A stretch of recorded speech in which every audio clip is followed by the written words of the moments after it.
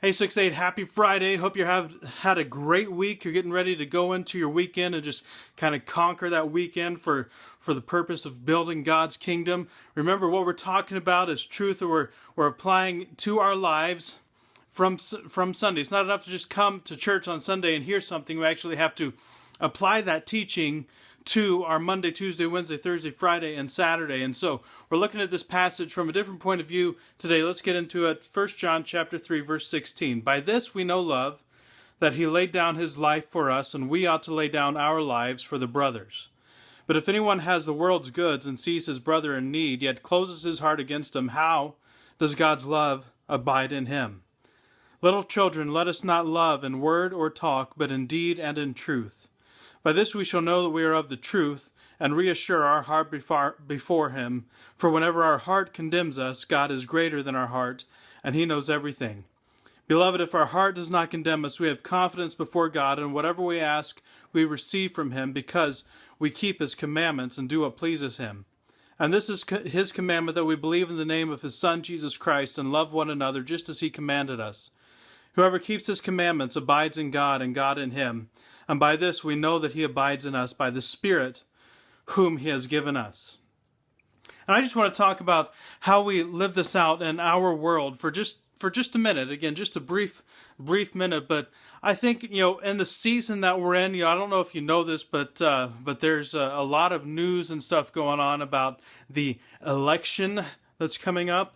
And, there's a lot of potential for debate and argument. And, if you're around the right people, you can have fun and not hurt anybody's feelings doing that kind of thing.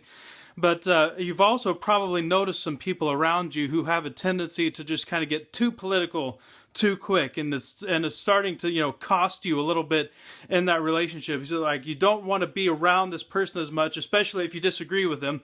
You don't want to be around them as much because you're just going to get into an argument, or you're going to have to hear why this person is absolutely convinced that they're correct about what they think or what they believe. And so it kind of creates some tension, right? It creates some animosity between you and this person. But I want to talk about how we have the same potential, because we have the truth, and we know this is the actual truth that God has given us.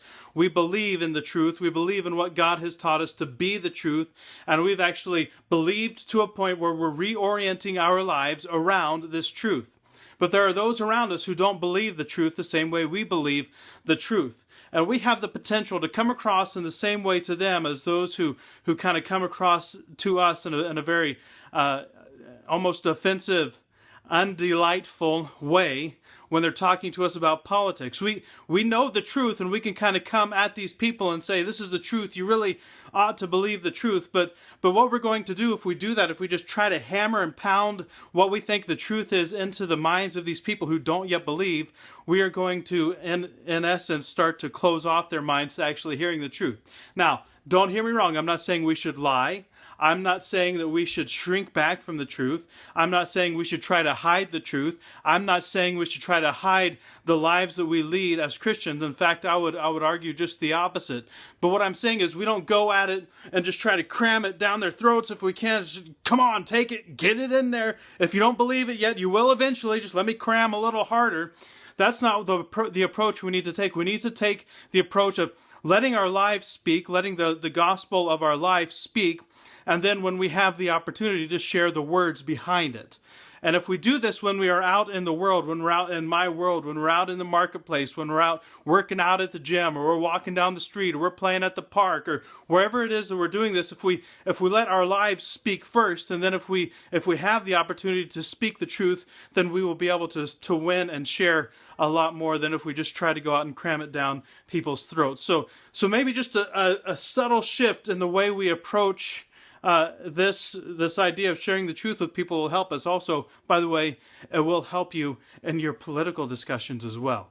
Instead of trying to cram your thoughts and just your absolute belief that you're right down someone else's throat, maybe live it out first, and then you've earned the right to discuss it second. So that's some thought for your Friday. Hopefully that kind of gives you something real clear you can